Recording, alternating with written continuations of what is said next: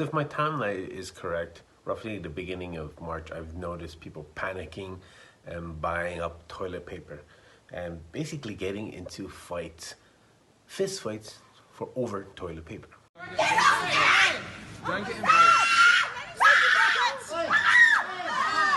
Tensions flared at Woolworths Chullora around 7 o'clock this morning when 3 women became involved in a toilet paper tussle. I just want 1 pack. No, not 1 pack. So once I saw that, I pretty much got into my car and went to my nearest coin collector, bullion dealer, and I got myself some silver coins. So this one right here is the American Eagle 1 ounce silver coin. So I've been buying these, not just specifically these, but I've been buying silver coins probably over 10 years now. I don't have a huge collection, but I have I have some in hand. I was able to get one of these for 25 bucks.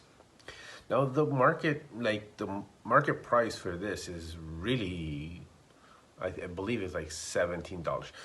Now, first of all, let me clarify, I'm talking about Canadian dollars, so sometimes people get confused with that. So I'm going to be talking about Canadian dollars, and I'll try to convert it into American, so the number now might be exact.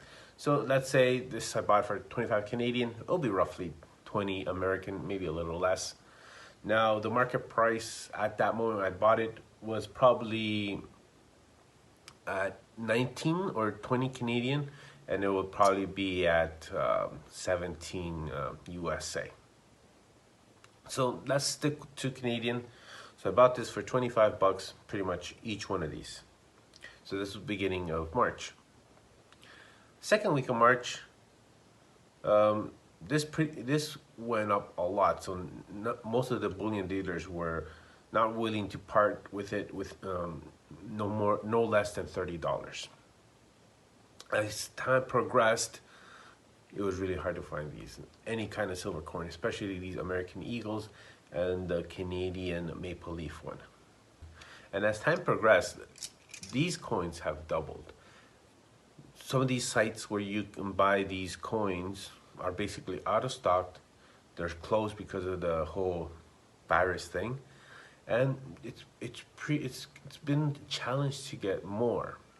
So pretty much the only place you can really get them right now easily is on eBay, and these have gone triple or even 4 times the price. So I bought 10 of these. So I spent like $250, and I could easily get rid of them for like $1,000. Now I could resell them, make triple what I've invested, which would be a pretty good flip.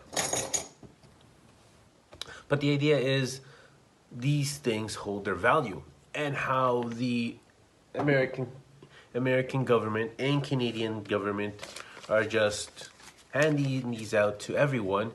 These become less valuable, and this holds its value. So now the purpose I made this video is for you guys to go out and do some research about investing in gold or silver, because this is just paper. It could buy a lot of things one day, and then one day it can't buy anything. Like examples from Venezuela, our current example. You need a lot of these to buy bread. You need a lot of these to buy simple groceries. I hope we don't get to that stage, but it's always better to be prepared just in case things go out of hand. As always, I would love to hear what you guys think. Am I correct with what I'm saying? Is it better to invest in gold? Is it better to invest in cryptocurrency, real estate?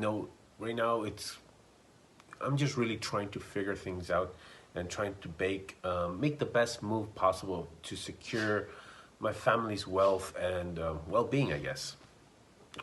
All right, ladies and gentlemen, I'll see you next time. Peace. People said, I want to go and buy debt and default on debt. And these people are crazy.